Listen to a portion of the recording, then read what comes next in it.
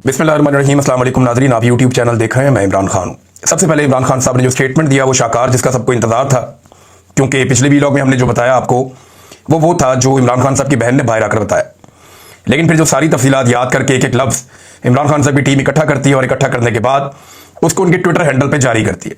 तो इमरान खान साहब का जो स्टेटमेंट है, और इसको आप ये कह सकते हैं कि अब तक का इमरान खान साहब का सख्त तरीन स्टेटमेंट उस महीने में आया जिस महीने में आसिम मुनीर साहब उम्मीद कर रहे हैं कि उन्हें एक एक्सटेंशन मिल जाएगी या वो अपनी नौकरी के अंदर तौसी करवा पाएंगे। उसी महीने में इमरान खान साहब का एक बहुत सख्त स्टेटमेंट आया। 3 तारीख को स्टेटमेंट आया और आपको पता है कि 29 तारीख को आर्मी चीफ तब्दील होता है नवंबर की। बहरहाल इमरान खान साहब ने क्या कहा, पहले ये सुनिए।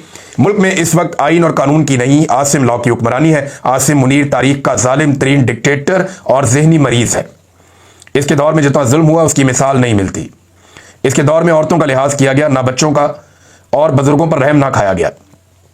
आसिम मुनीर अपनी कुर्सी की हवस में कुछ भी कर सकता है। इस वक्त मुल्क में सिर्फ एक शख्स आसिम मुनीर का हुक्म चल रहा है, जिसकी वजह से मुल्क से इखलाकियात का जनाजा निकल गया है। इस दौर में जिस तरह आम आवाम का कत्लेआम किया गया, ऐसा कभी नहीं हुआ। 9 मई, 26 नवंबर, आज़ाद कश्मीर और मुरीद के सानेहात ताकत के इस अंधे इस्तेमाल की बदतरीन मिसालें हैं। जिस तरह निहत्ते शहरियों पर गोलियां बरसाई गईं, ये किसी महज़ब मुआशरे में सोचा भी नहीं जा सकता। ख़वातीन पर जितना जुल्म आसिम मुनीर के दौर में हुआ, ऐसा पहले कभी नहीं हुआ। डॉक्टर यास्मीन राशिद बुजुर्ग और कैंसर सर्वाइवर हैं। इनको सिर्फ इसलिए जेल में डाला हुआ है क्योंकि उन्होंने तहरीके इंसाफ छोड़ने से इनकार किया। बुशरा बेगम को भी सिर्फ इसलिए कैद तन्हाई में रखा हुआ है ताकि मुझ पर दबाव डाला जा सके।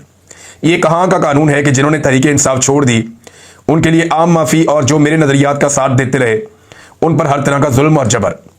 हम गुलामी कबूल करने पर मौत को तरजीह देते हैं। आसिम मुनीर मुझ पर और मेरी अहलिया पर हर तरह का जुल्म कर रहा है। ऐसा जुल्म किसी सियासी रहनुमा के अहले खाना के साथ नहीं किया गया।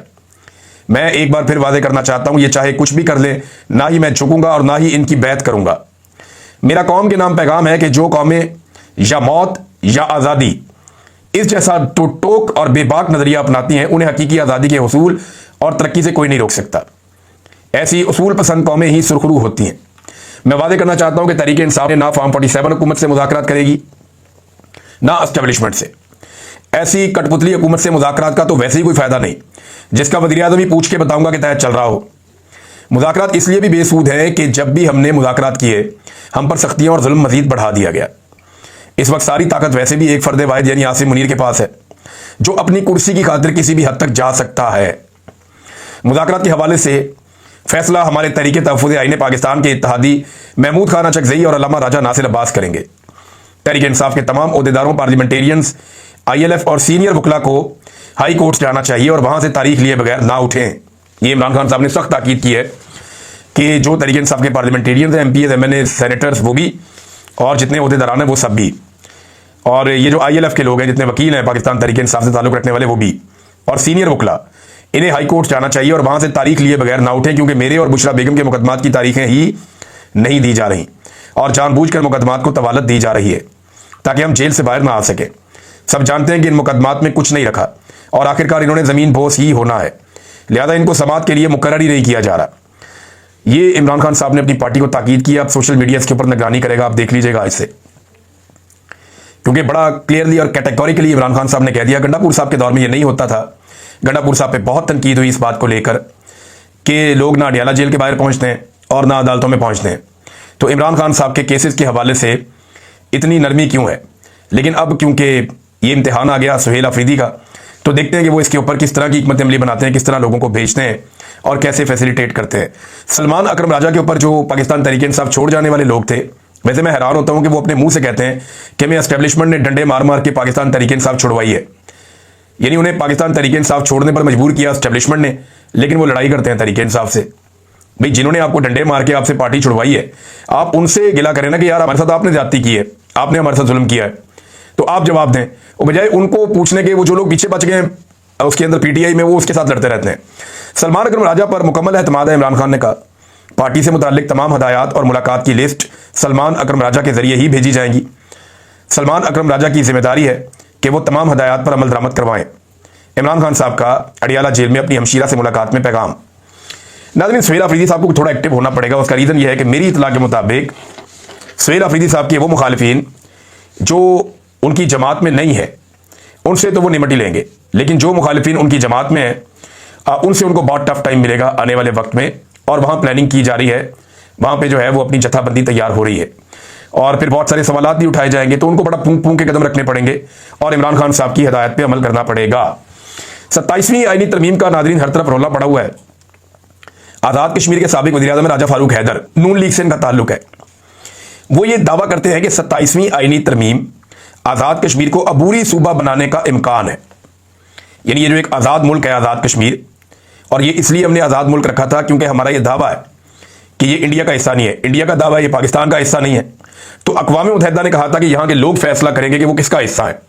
तो हमने अपने इस केस को मजबूत रखने के लिए आज़ाद कश्मीर को एक अलग हैसियत दी थी, आज़ाद हैसियत। लेकिन ये नून लीग के फारूक हैदर साहब कह रहे हैं और बड़ी अजीब बात कर रहे हैं कि 27वीं आईनी तरमीम कश्मीर को अबूरी सूबा बनाने का इम्कान है। ये बहुत अहमियत की हामिल है। आज़ाद कश्मीर की हैसियत को ज़ेर बहस लाया जा सकता है, मौजूदा निज़ाम की बिसात भी लपेटी जा सकती है। और ये अजीबोगरीब बातें कर रहे हैं, अब पता नहीं ये होगा या नहीं होगा, क्योंकि कश्मीरी इसके ऊपर बड़ा सख्त रद्द-ए-अमल देंगे, ये मैं ज़ाती तौर पे जानता हूँ। एक और बात, सवाल जो उठाया मुस्तफ़ा नवाज़ खोखर साहब ने कि कहा जा रहा है कि कमांडर इन चीफ का एक नया ओहदा तख्लीक किया जा रहा है। ये जो 243 वाला है ना आर्टिकल आइन का, असल में तो तरमीम जो हो रही है वो तो अदलिया के अंदर हो रही है। जो असल तरमीम है वो अदलिया के अंदर और आर्मी के मामलात के अंदर हो रही है। आर्टिकल 243 में और आर्टिकल 200 में, इन चीज़ों में जो असल तरमीम है वो यहाँ पे हो रही है। कुछ इनका ये है कि इलेक्शन कमीशन को तैनाती के हवाले से वज़ीर-ए-आज़म को इख्तियारात मिल जाए, अपोजिशन का कंडा निकाल दें, कोई एक दो चीज़ें और कर दें, तो अपनी हुकूमत को पक्का और मजबूत बनाने और अगला इलेक्शन चोरी करने के रास्ते ये लोग ढूंढ रहे हैं। असल तरमीम ये है, ये 18वीं तरमीम की जो चंद चीज़ें आई हैं इन पर कंप्रोमाइज़ हो जाएगा पीपल्स पार्टी का और एस्टेब्लिशमेंट का। और वो चीज़ें लाई सिर्फ इसलिए गई हैं ताकि जरदारी खानदान को एक फेस सेविंग दे दी जाए। वो ऊंची आवाज़ में 2-4 तकरीरें करेंगे, रोला डालेंगे, भागदौड़ करेंगे, मुज़ाकरात करेंगे, बातें करेंगे। फजल रहमान को फेस सेविंग मिल रही है, उन्होंने भी बड़ा रोला डाला कि 18वीं तरमीम को किसी ने देखा भी तो ये कर दूंगा, वो कर दूंगा। वो ये इस तरह सवाल ही पैदा नहीं होता। एस्टेब्लिशमेंट जो कहेगी बिलावल भी वही करेंगे, फजल रहमान भी वही करेंगे। फेस सेविंग के लिए उनको कुछ तरमीम के अंदर ऐसी चीज़ें डाली गई हैं जो बाद में ख़त्म कर दी जाएंगी। ये आर्टिकल 243 है क्या? ये फौज से मुताल्लिक आइन के अंदर पूरा एक हिस्सा है। अब कहा जा रहा है कि कमांडर इन चीफ का एक नया ओहदा तख्लीक किया जा रहा है, जो जॉइंट चीफ ऑफ स्टाफ का ओहदा खत्म किया जा रहा है। आइन के साथ जो सुप्रीम कमांडर सदर पाकिस्तान को हासिल है उसके साथ भी छेड़छाड़ की जाएगी। इसके बाद आइन सिविलियन इदारों को एस्टेब्लिशमेंट के मातहत कर देगा। आइन के तहत जो सिविलियन इदारे हैं वो एस्टेब्लिशमेंट के मातहत हो जाएंगे, यानी आर्मी चीफ को एक नया ओहदा मिल जाएगा, ज्यादा मजबूत हो जाएंगे। कुछ जो इस्लामाबाद में दोस्त हैं वो ये बता रहे हैं कि आसिम मुनीर साहब को इमरान खान साहब से बहुत खौफ है और उन्हें इस बात का आइडिया है कि इन 3 सालों में जिन चीज़ों को वो ठीक करना चाहते थे वो नहीं हुई। पब्लिक के अंदर परसेप्शन ठीक करने की उन्होंने बड़ी कोशिश की, इंडिया के तैयारे भी गिर गए, फिर भी 1-2 महीने से ज़्यादा वो काम चला नहीं। पब्लिक में भी परसेप्शन बहुत खराब है और आसिम मुनीर साहब की पॉलिसीज़ की वजह से। तो आसिम मुनीर साहब ये जानते हैं कि जो मौजूदा हुक्मरान है ये मुझे मुंह भी नहीं लगाएंगे जिस दिन मैं इररेलेवेंट हो जाऊंगा। यानी जनरल बाजवा को तो इन्होंने गालियां दी हैं, जनरल बाजवा को तो सत्यानाश करके रख दिया नून लीग ने, जिसके जूते पॉलिश करते थे। आसिम मुनीर को नजर आ रहा है कि जिस दिन नौकरी नहीं रहेगी ये टके टोकरी कर देंगे मुझे नून लीग वाले और पीपल्स पार्टी वाले, ये मुझे मुंह ही नहीं लगाएंगे, मैं टाइम मांगता रहूंगा, मुझे नहीं मिलेंगे। और इमरान खान को मौका मिल गया तो वो मुझे वैसे ही नहीं छोड़ेगा, ये भी उनके दिल के अंदर डर है। तो ये इस डर के साथ जो है ना वो एक बड़ी पॉलिटिकल पार्टी है, बड़ा मुतनाज़ हो गया ओहदा आर्मी चीफ का। देखिए ये बात एक हकीकत है कि आर्मी चीफ आसिम मुनीर साहब ने काफ़ी सियासत की है। उन्होंने तजारत के अंदर मुदाखलत की है, कारोबार के अंदर उन्होंने मईशत के अंदर मुदाखलत की है, फॉरेन पॉलिसी में उन्होंने बहुत मुदाखलत की है, दाखिली मामलात में उन्होंने बहुत मुदाखलत की है, सियासी मामलात में उन्होंने बहुत मुदाखलत की है, पाकिस्तान के कारोबारी मामलात में उन्होंने बहुत मुदाखलत की है और सियासत में मुदाखलत कंटिन्यूसली वो कर रहे हैं। तो एक बड़ी मुतनाज़ उनकी शख्सियत हो चुकी है। और इमरान खान साहब का अगर आप जो ट्वीट मैंने आपको पढ़ के सुनाया इसको अगर आप गौर से सुने और समझें तो ये बात भी पक्की है कि आसिम मुनीर के लेवल तक तो इमरान खान साहब किसी किस्म की कोई लचक दिखाने को तैयार नहीं है। अब इदारे को और हुकूमत को यह फैसला करना चाहिए कि क्या एक मुतनाज़ शख्सियत के लिए या एक फ़र्द वाहिद के लिए वो पाकिस्तान की सबसे बड़ी पॉलिटिकल पार्टी के लीडर के साथ या सबसे बड़ी पॉलिटिकल वॉइस के साथ या सबसे बड़ी पॉलिटिकल पार्टी के साथ एक नफरत, बोग्स और जंग की कैफियत में रह सकते हैं? क्या ये इदारे के लिए और पाकिस्तान के लिए फ़ायदेमंद होगा? मेरे ख्याल में इदारे को आगे बढ़ना चाहिए। इदारे के पास एक से एक काबिल लोग हैं, आगे बढ़ जाए, ठीक है, चीज़ें आती हैं चली जाती हैं, बंदे आते हैं चले जाते हैं, मुल्क चलता रहता है और मुल्क किसी के लिए रुकता नहीं है, ना वो पीछे मुड़ के देखता है। बहरहाल 27वीं आईनी तरमीम जो है इसके हवाले से डिफरेंट खबरें आती जा रही हैं। ये 2 चीज़ें मैंने आपके सामने रखी। रहीक अब्बासी साहब ने बड़ी इंटरेस्टिंग बात की इसके बारे में। रहीक अब्बासी साहब मिनहाजुल कुरान के साबिक रहनुमा हैं और उन्होंने कहा सियासतदान करप्ट होते हैं, वफाद परस्त होते हैं, ये बिक जाते हैं, बैरूनी ताकतों के आलाकार बन जाते हैं, अकरबा परवरी इनका शार हो जाता है। पाक फौज मुल्क का वाहिद आज़ाद इदारा है, मुल्क की नजरियाती और जोग्राफियाई सरहदों की महाफिज है, अक्सर कामयाब कारोबार इसी इदारे के हैं। सो इतना तकल्लुफ करने की क्या जरूरत है? सीधा साधा एक ही तरमीम कर दें इनके अंदर। ये मुल्क फौज का है, वही इसकी असल मालिक है। आर्मी चीफ अपने ओहदे की तकमील के बगैर फील्ड मार्शल बन जाएगा और ताहयात ओहदे के ऊपर रहेगा। वही मुल्क के सदर, वजीर आजम और अरकान शुरा, सूबाई हुकूमतों और तमाम जजों के तकर्रुर का इख्तियार भी रखता होगा और मुल्क का नाम इस्लामी जमहूरिया पाकिस्तान से बदलकर सल्तनत अस्करिया पाकिस्तान रख दें। बहुत सारे लोग तनकीद करें 27वीं आईनी तरमीम आने पर, लेकिन क्योंकि एस्टेब्लिशमेंट की ख्वाहिश है तो ये पूरी हो जाएगी, 27वीं आईनी तरमीम पास हो जाएगी। इस मरतबा मैं आपको खबर ये देता हूं कि एस्टेब्लिशमेंट ने PMLN को और पीपल्स पार्टी को यह कहा है कि अब हमने आपके नंबर पूरे कर दिए हैं। और पिछली आईनी तरमीम में बहुत कालक हमारे मुंह पे मली गई थी एस्टेब्लिशमेंट के, हमारे साथ बहुत बुरा हुआ है, पूरी दुनिया में बदनामी हुई है और हमने वो काम किए। 26वीं आईनी तरमीम के लिए देखे ना, बंदे अगवा कर लिए, अरकान असेंबली अगवा कर लिए, उनकी बहन बेटियां बहुएं अगवा कर ली, टॉर्चर किया, बच्चों को अगवा कर लिया, पार्लियामेंट के अंदर घुस गए, पार्लियामेंट लॉजिस के अंदर घुस गए। तो पिछली आईनी तरमीम में तो इन्होंने बहुत गंद मारा एस्टेब्लिशमेंट ने। तो उन्होंने कहा जी कि अब आप मजीद कालक हमारे ऊपर ना मले, हमारी जरूरत है 27वीं आईनी तरमीम, लिहाजा ये अब आप खुद बोझ उठा लें, आप खुद करवा लें, आपके नंबर हमने पूरे करवा दिए। तो जनाब इसहाक डार साहब मैदान में आए और इसहाक डार साहब ने आके इसको ओन कर लिया। उन्होंने कहा जी मैं ओन करता हूं कि ये जो आईनी तरमीम है ये हम कर रहे हैं और जनाब हमारी तरफ से आ रही है, हम इसकी जिम्मेदारी कबूल करते हैं। हालांकि यही इसहाक डार, ये मेरे पास स्टेटमेंट मौजूद है इसहाक डार का, ये अगस्त के एंड का स्टेटमेंट है, यानी 2 माह पहले की बात है कि यही इसहाक डार स्टेटमेंट दे रहा था कि अभी तो 26वीं आईनी तरमीम हम हजम कर रहे हैं, 27वीं की जरूरत नहीं है। लेकिन 2 माह में ऐसा क्या इनकलाब आ गया कि अब 27वीं आईनी तरमीम को ये कह रहे हैं जी हम तो इसके ऊपर काम कर रहे थे। जब इनसे पहले पूछा तो उन्होंने कहा जी हम तो कर नहीं रहे कुछ भी, हम तो 26वीं खत्म कर रहे हैं। तो फिर अचानक एस्टेब्लिशमेंट ने लाके इनके सामने रख दी, जनाब अब ये भी करनी है, तो ये उसको ओन कर रहे हैं बेचारे, मरता क्या ना करता। जो वो इनको दे देते हैं ये कहते हैं जनाब जैसे आपका हुक्म, हम ये भी कर लेंगे आपके लिए, बस आप इमरान खान से हमें बचाएं, हम इमरान खान से आपको बचाते हैं। तो ये इस चक्कर के अंदर मिलजुल कर जो वो एस्टेब्लिशमेंट कहती है ना ये वो कर देते हैं। अब इसहाक डार इसको ओन कर रहे हैं मजबूरन, यानी इससे पहले इनको पता ही नहीं था। और मैं आपको कई महीनों से बता रहा हूं कि 27वीं आईनी तरमीम के ऊपर बारीक वारदात डाली जा रही है, बड़े लंबे अरसे से काम हो रहा है और बहुत सारी ऐसी चीजें, यानी PMLN को तो 27वीं आईनी तरमीम का पता ही चला तब जब बिलावल जरदारी ने कहा कि जनाब ये तरमीम आ रही है। इससे पहले जो आम PMLN का MNA सेनेटर, उसको तो पता ही नहीं था कि कोई तरमीम भी आ रही है। यहां आप नवाज शरीफ का एक स्टेटमेंट इस मौके पर अगर आप देखें तो उसको शहबाज शरीफ के एक स्टेटमेंट के साथ मिलाकर पढ़ें। शहबाज शरीफ साहब कहते हैं कि मैं बहुत सारे राज अपने साथ कब्र में लेकर चला जाऊंगा। ये शहबाज शरीफ ने कहा कि बहुत सारे राज अपने साथ कब्र में लेकर चला जाऊंगा। नवाज शरीफ ने कहा दिल में तूफान है लेकिन बहुत सी बातें नहीं कर सकता। कितनी बेबसी है दोनों भाइयों की। देखें, एक तरफ एक आदमी है जो हकीकी आज़ादी की जंग लड़ रहा है, खुल के बात करता है, सच बोलता है और वो अपना बयानिया खुद बनाता है। दूसरी तरफ 2 भाई हैं, दोनों इतने मजबूर हैं, बेबस हैं। एक वजीर आज़म 3 मरतबा रह चुका है, एक दूसरी मरतबा वज़ीर आज़म बनाया गया है, दोनों बार बार वज़ीर आला भी रह चुके हैं, इनका खानदान चौथी दहाई से इक़्तिदार में है और वो कह रहे हैं जी दिल में तूफान है लेकिन बहुत सी बातें नहीं कर सकता। ये इतने कमज़ोर और बुज़दिल हो चुके हैं कि ये बात ही नहीं कर सकते। वजह यह है कि इनका बात करना बनता ही नहीं है। जैसे ही बात करेंगे लोग इनको गालियां देंगे कि यार तुम फिर ट्रक की बत्ती पीछे लाने लगे हो, क्योंकि अब इनकी बात पर यकीन ही कोई नहीं करता। ये बात कर ही नहीं सकते, इनकी वो हैसियत रह ही नहीं गई कि ये बात करें।